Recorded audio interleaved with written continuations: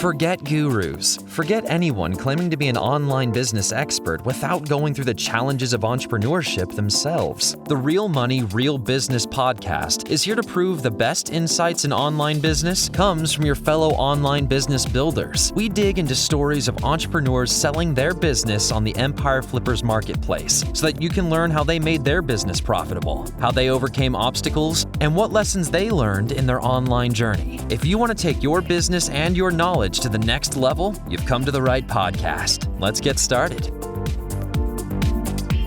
Hey everyone, Sarah here with another great business to discuss on this episode of the Real Money, Real Business podcast. Today's guest is Jeremy, and he's selling his e-commerce and Amazon FBA business on the Empire Flippers marketplace. Welcome to the show, Jeremy. How you doing today? Doing great. Thank you for having me. How are you, Sarah? I'm great, and definitely great to have you here. I'm looking forward to talking a bit more about your business. Before we dive in, let's go over a brief summary of this business. So this is an e-commerce and Amazon FBA business in the apparel and accessories niche, created in November 2016. The average monthly revenue of the business is $14,740, and it has an average of $6,425 per month in net profit, and that is based on a 10-month pricing period. Included in the sale of the business are Amazon Seller Central account and 4 SKUs, domain and all site content and files, email list of 22,152 subscribers, trademark and social media accounts of Facebook, Twitter, and Pinterest.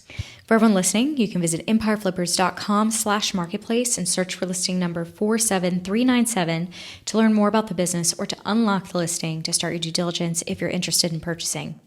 Now that I've given a general overview of the business, let's dig into the interview. So, Jeremy, tell me a little bit about your background in building and running online businesses.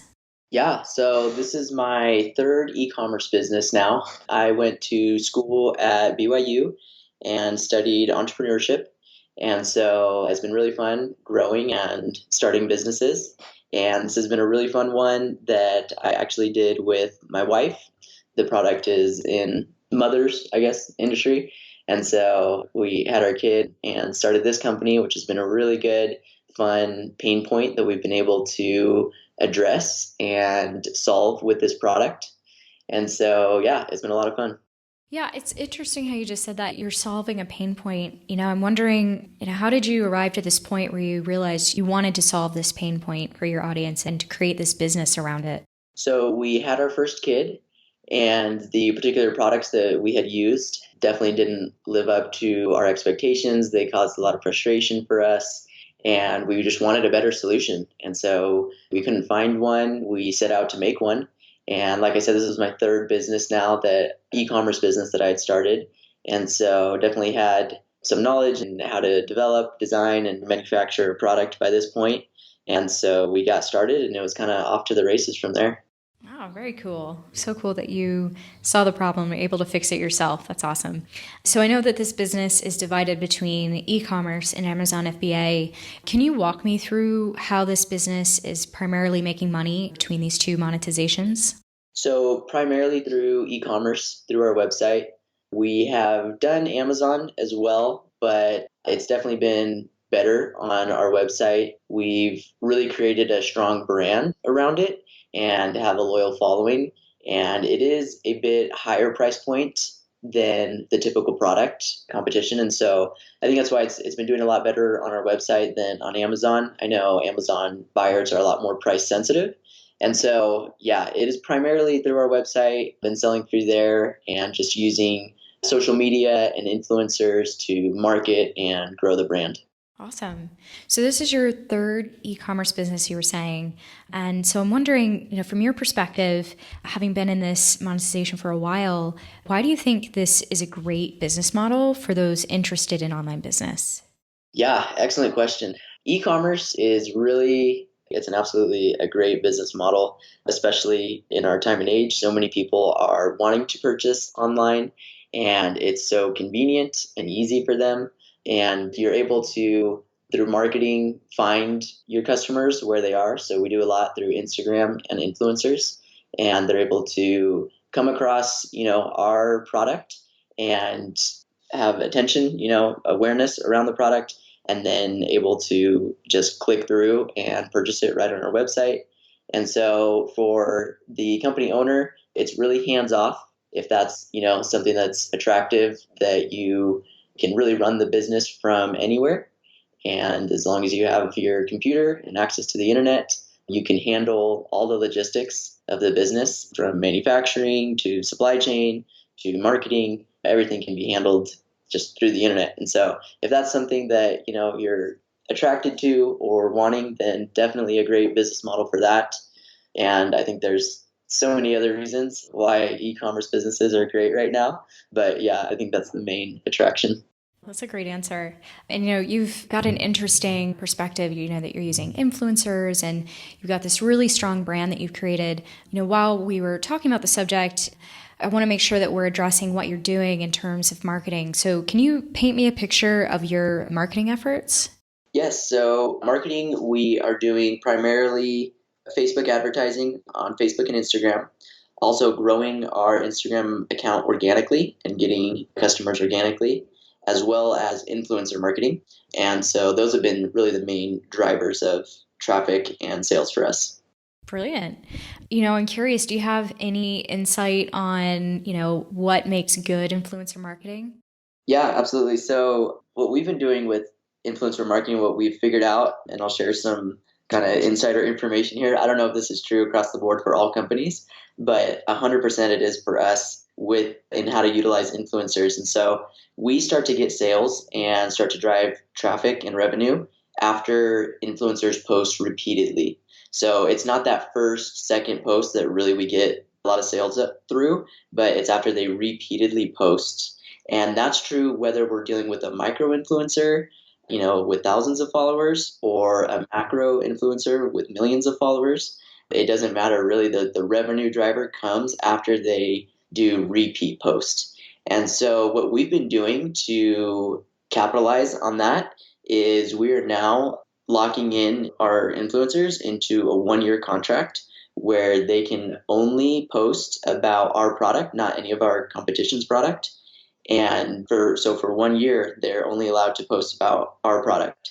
And that has really been helping. And that's been a big focus for this year too. We've gotten a lot of influencers on this. And that's really been helping to drive sales, but it's really a good situation on both ends. It's good for us, obviously, because we get more sales, but it's also good for the influencers because their audience trusts their decision. When they stick with one brand within their product space, their audience really trusts that that is the actual product that they use daily. Whereas when they start switching products every week, the audience loses trust and then doesn't buy. They don't buy the various different brands. And so it's really been a win-win on both sides. And it's been a great way that we've handled our influencer marketing. Oh, that's really insightful and very helpful. I know that plenty of people would love to break into influencer marketing, but maybe are a little apprehensive and don't quite know where to start or how to make it effective. So yeah, that's great. I think that's going to hit home with a lot of people listening to this. Now, you've got this business in a really great place. Why are you selling the business now instead of, say, keeping it and growing it? So that's a great question. The business has been really, really good. It's been great to me and my family. And it's something that really is still very close to our hearts. We love the brand that we've built. We love the audience that we've been able to build up until now. And we just love the brand image and everything that it stands for. And so we're now selling the business because I'm getting a job right now at a really fast growing software company here just locally where I'm at. And also had another brand that have launched and that is up and running. And so really with time, we haven't been able to, or I just foresee, I guess in the future, I won't be able to dedicate the time that the brand will need in order to continue to grow it and continue to make it the special thing that it already is. Yeah, absolutely. That makes sense. So, I feel like you're going to have pretty valuable perspective on this, seeing as you've been in the industry for quite a while. Would you say there's anything that you learned from this business that you'd apply to future sites or businesses, or anything that you found along the way that just seemed to really work for you? Oh yeah, definitely 100%. There's so many lessons learned through this business and things that I want to continue through the future. And let me see, I'll have to think of a few would be good to talk about, but there, again, so many to choose from. Biggest thing with e-commerce, I think right now is data. You definitely want to be continually looking at your data, and whether that's through Google Analytics, Shopify Analytics, your Facebook advertising, or all of the above, but seeing where your traffic is coming from. And maybe others have a better insight into this, but it does take a lot of analyzing. Even though we have very good tracking systems, with our technology today, there's still a lot of unknowns, and you have to be able to know what was going on in your business at that time. If you were getting because for example, a lot of times you'll get in Google Analytics, it'll just show you organic people came from direct. They came to your site through direct, which you don't really know what that means, right? If it's not saying, oh, they came from Facebook, they came from Instagram, they just came from direct. Well, what happened? And so it's good to know, like, okay, well, last month, what was happening? Did we have a lot of influencers posting? What were they doing? Because what happens is the person will see your product through some channel, and maybe they won't click right away on that link, but maybe the next day they'll just search your company and then find you. And so it's really good and really important to constantly just be looking through that data and seeing the trends and seeing what is working. So for example, for us, the influencer marketing, that was a really big insight that we came across just at the beginning of this year, is realizing, oh, it didn't actually have as much to do with how big the influencer was. It didn't have to do with what the influencer's channel was about, whether it was about motherhood or makeup or fashion or something else. It didn't have as much to do with that. It really had to do with how many times it posted, and if that audience really believed that that was the product that they use to solve their need. And so, that was an insight that we came across through analyzing the data. And I think that's crucial with any e-commerce business. And that's going to be what's going to be the game changer, is analyzing that data, knowing what works, and then double down on what's working. Absolutely. Yeah, that's a fantastic answer. And of course, it may be just equally as difficult. On the flip side of that, would you say there's anything you tried that didn't work? Oh, yeah, plenty. There's plenty of things that it's all been trial and error. Yeah. Every company is so different. And so a lot of times it just takes that kind of throwing spaghetti at the wall and seeing what sticks. So for us, like, one thing that we tried early on was just to win through SEO. And I think obviously you can do very well in SEO, but I don't think we didn't have the resources to really make a big enough impact and a big enough dent in SEO through content creation, through creating backlinks, and all the hundreds of things that are required to really make an impact in that form of marketing. So that was just one thing that, we had tried, and it really didn't have an impact on our business. And again, not to say that it doesn't work for our specific company. I think we just didn't have the resources to go hard enough in that to make a big enough splash to move the needle. Okay. Now, since you've been in this industry for quite a while, is there anything that you had wished you'd known when you gotten started? Yeah, these are all, again, so many. I know these are the hard ones. Hard to just narrow down, like, which one should I talk about, because there's so many things. I think on the manufacturing side of things, that has been another really opportunity that we've learned a lot on that. And we had one experience where we had a batch of our product that it wasn't terrible, but it just wasn't quite at the quality levels that we had been experiencing before. And so knowing how to do better quality checks, I think, is important. And knowing how to recognize samples, and this just really came with time. So we would get samples from different manufacturers, and learning what a good sample looks like and what a bad sample looks like is a little bit of a skill that required, cultivating that skill. And so we'll still, to this day, we'll hold up one of our products from the manufacturer that was a little bit lower quality, and then we'll hold up a product from like our current manufacturers that are really high quality. And we'll show them to other people that, just random people, and they can't tell the difference at all. They look at them and they're just like, oh, I think it's the same. It doesn't look very different to me at all. Yet I can now look at that and know and see the quality difference in the way that the product is constructed. I can see that. And so that's something that I wish I would have known, but also something that kind of needed to be cultivated, and just being able to recognized. So I would say something that you need to know is definitely take pride in your product. Like whatever it is, take pride in that and get to know it very, very well, the inside and out, and be able to see things that the average consumer can't see, because the average consumer will see it 6 months down the road, if a product is inferior. But to be able to see quality differences in construction and everything else right away is really important. And so, yeah, that's definitely something that I will take with me into the future. And I think everyone that's starting any kind of business should know about whatever it is that they're selling. Yeah, I think that's a great one and really, really solid advice. Well, cool. So, I know that you've done a lot of exciting things with this business, and I'd imagine that there's more exciting things on the horizon as well.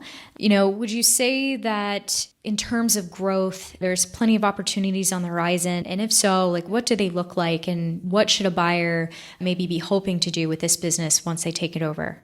Absolutely. There's so much opportunity for growth with this that I'm really excited about. And I think anyone that's interested in buying this business will be really excited about. I think channels being one. We've just started this year retail through boutiques across the nation. And I think this is a really good product for that channel, a channel that I wish we had kind of honed in on earlier. But I think that'll be a really good sales channel and a way to grow this company. Another opportunity is we have a few prototypes. So we have 3 prototypes that are amazing products and some innovative products as well that go really well with this company and that could be rolled out this year. Some that are actually really close to being a pre-production sample. And so that's another awesome opportunity for growth with this. And then I guess going back to channels, the influencer marketing and continuing to do influencer marketing, but in this newer way that we've started this year, which has gone really well with the 1-year contracts. And we had actually done that in the past. We had done that last year, and we've had a few influencers go all the way through their first year being in a contract. And those are still, to this day, our top performers. Even after not being in contract for quite some time, they're still our top performers. And so we have quite a few more influencers in that pipeline. And I think continuing to add influencers and getting them on this 1-year contract is another amazing growth opportunity for the company. Absolutely. Of course, now on the flip side of that, what would you say are the biggest risks with the business that a buyer should be aware of? I would say biggest risks are the company isn't going to run itself. You do have to put in the time. It's not a terrible amount of time, but you do have to allocate time to continue marketing efforts. I think, and I forgot this last one, Facebook advertising. We've never scaled just because of cash restrictions, but if that was something that a buyer was able to scale, I think that's another really good growth opportunity because we've always gotten a good ROI on our Facebook ads. We've just never scaled it. So that's another good one. But I guess along those lines with challenges or risks, Facebook ads could also be, a risk. Let's say you tried to scale it and if you didn't do the ads well, I guess, if you didn't manage that well, then that could be a risk.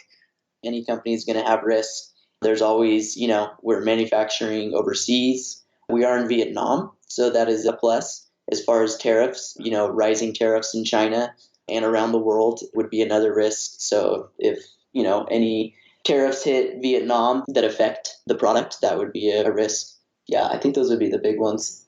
Yeah, that's a pretty clear picture of risks and definitely a lot of opportunity as well. In the beginning, you were just saying, one of the risks is like time, like it's not going to run itself. So that is right where I need to be next for my next question, which is, how much time does this business take up? And, what type of work are you doing on this business for maintenance?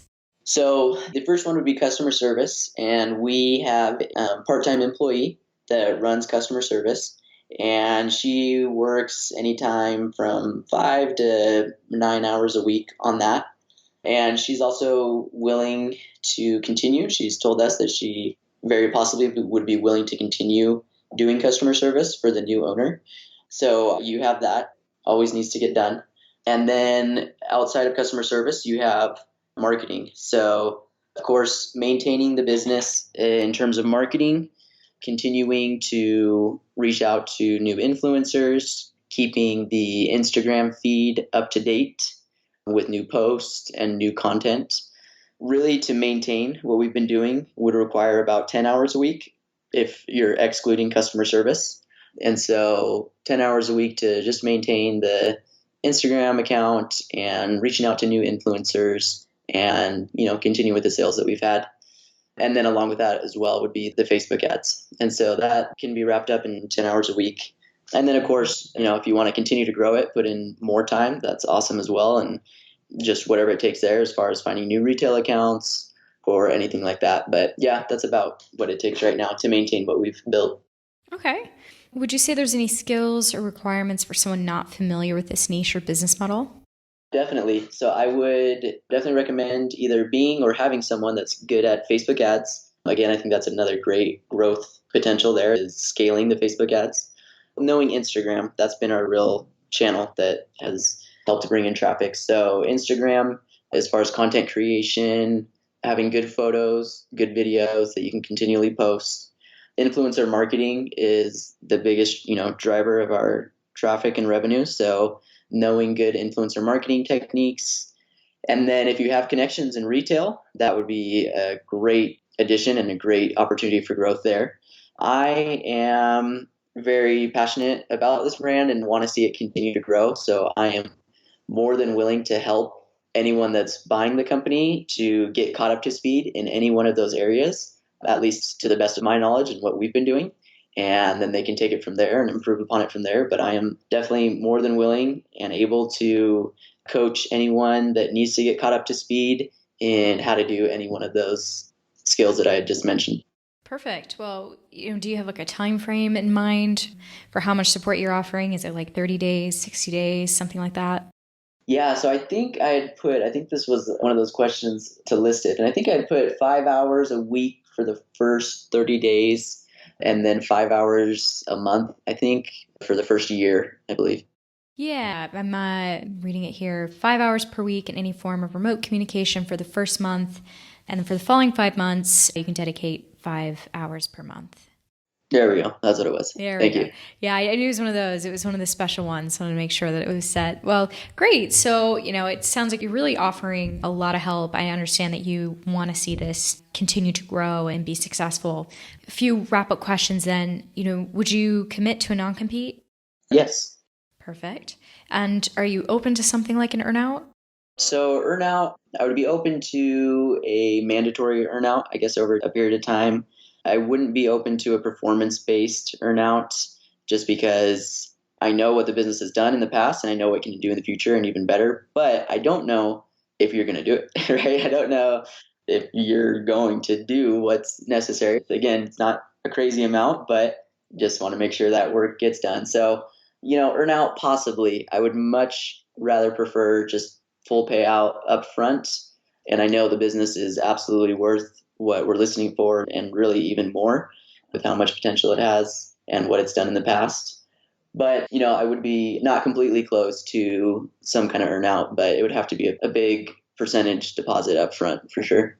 Okay. Yeah, that makes sense.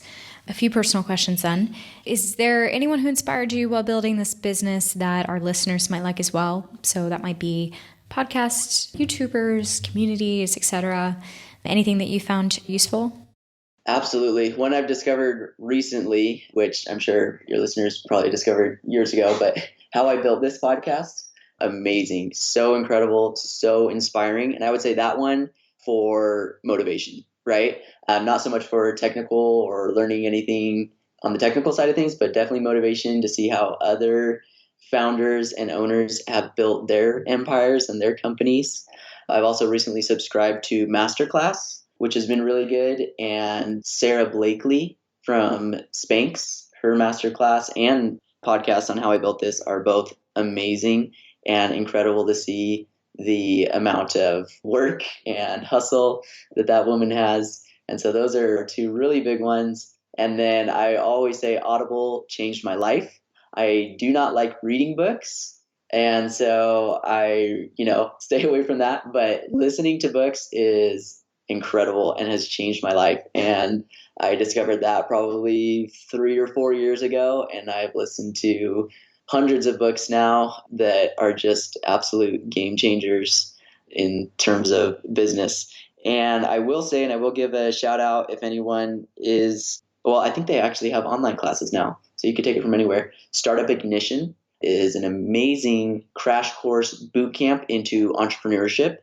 And it summed up everything in my 4-year degree for entrepreneurship, basically all the important stuff that you need to know and none of the fluff, summed up in a, I think, 8-week course is what it was. And Startup Ignition, if you are new to entrepreneurship and you want to know the basics of how to get started, that was an amazing course as well to get the technical skills.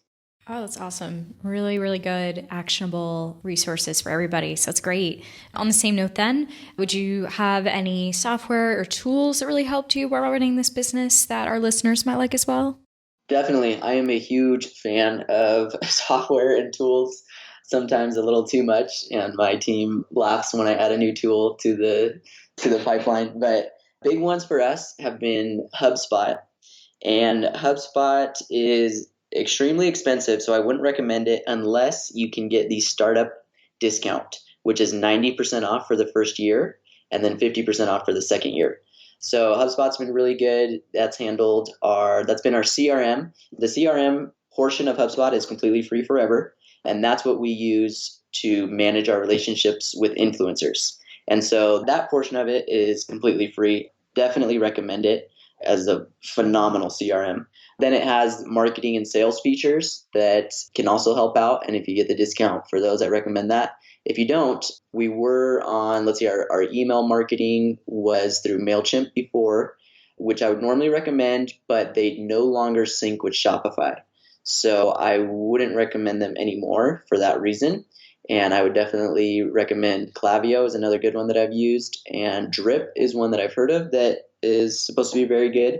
I haven't personally used it, but people that I've talked to have also really enjoyed that.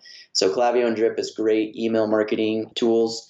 And then one that completely, I would say, changed my work life and workflow is Asana. And that is a product management tool. Asana is phenomenal. If you have a team, I think it's absolutely crucial and necessary. Even if you don't have a team and it's just you, it's a really good tool to organize what's going on inside your brain and lay out the tasks and projects ahead. So that's been a huge one. And then, of course, the whole Google Suite, Gmail, Google Drive, Sheets, that is just incredible as well. Some other good, I could go on for days on software tools. We use Shopify, of course, for our backend. That is the best e-commerce backend that you can possibly use.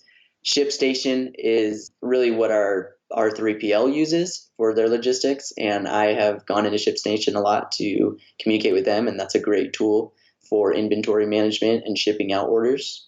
We use Referral Candy to give commissions to customers for sharing our product, and then we use Lead Dino as our affiliate software to facilitate our influencer affiliate marketing.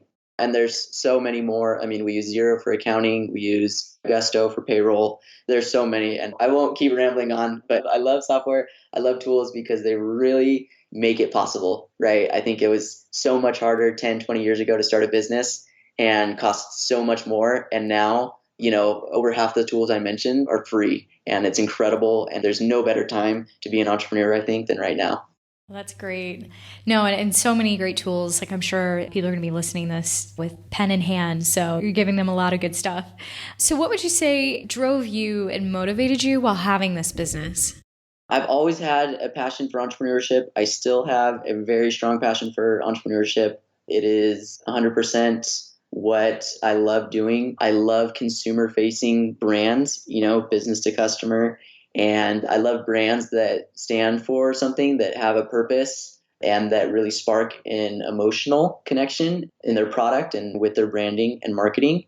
And I think, brands are one of the most powerful tools that we have to shape culture for the better and to shape it positively. And so that is really a huge driver for me, and a huge motivator is to keep creating consumer brands and things that positively impact our culture. Awesome. Great answer. Final question here. Putting yourself in the shoes of a buyer, why do you think this is a business worth buying?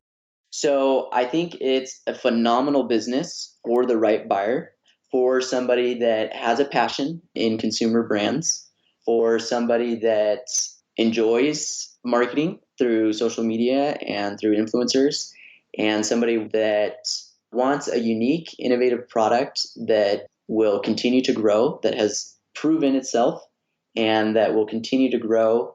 And, through our innovative products and through their own innovation, will continue to grow it. And I've said this a few times, but the brand is very close to my heart. And we are looking for a buyer that wants to continue the brand and wants to continue to grow it. And that is our ideal buyer, somebody that is motivated, passionate about the product, and wants to continue to see this brand grow. And if you are that type of buyer, this is a phenomenal opportunity. It is a great, incredible company, incredible brand that has a loyal following that you can continue to grow and obviously, make good money at, but continue to have a positive impact on the culture with it. Great. Well, this has been a great interview, Jeremy. I've covered most of my questions here. Was there anything else that I might have missed that you wanted to add? No, I don't think so. This has been great. It has been awesome getting to know you, Sarah, and chatting with your listeners. Yeah, well, you've given them a lot of golden nuggets. This has been a fantastic interview. So, it's great for them. And I'm definitely rooting for you in the deal and looking forward to seeing how things play out for you. Awesome. Thank you so much, Sarah. Yeah, thank you. And all right, for everyone listening out there, to check more details on this business or to unlock the listing, visit empireflippers.com/marketplace and search for listing number 47397. If you're watching this on YouTube or Facebook, click the link in the description to go straight to the listing. By unlocking the listing, you'll be given everything you need to know about the business and can start your due diligence. Until next time.